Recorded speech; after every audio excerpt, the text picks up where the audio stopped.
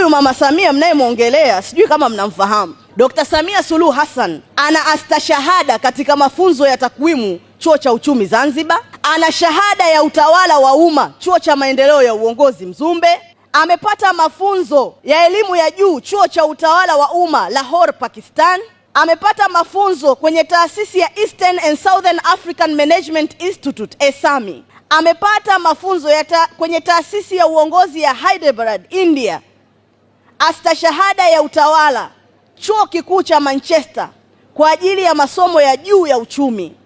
Vile vile ana shahada ya uzamili ya maendeleo ya jamii kupitia Chuo Kikuu Huria na Chuo Kikuu cha Southern New Hemisphere kilichopo Marekani. Rais Samia amepata honors nyingi, au tunasema amepata udaktari wa heshima.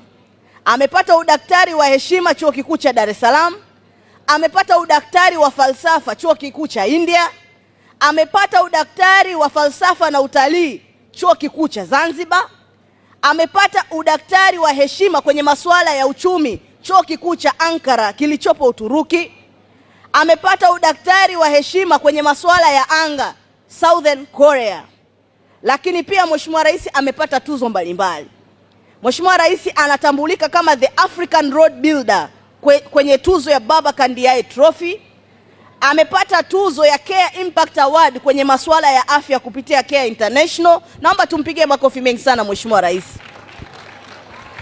Lakini Mheshimiwa Rais anatambulika kwenye Forbes list of 100 women most influential kwa miaka 3 mfululizo. Naomba tumpigie makofi mengi sana Mheshimiwa Rais. Na kubwa kuliko yote, amepata tuzo ya the Global Goalkeeper Award iliyotolewa na Gates Foundation kama mwanamke ambaye amefanikiwa kupunguza vifo vya kina mama kwa zaidi ya 80%. Naomba tumpigie makofi mengi sana Mheshimiwa Rais.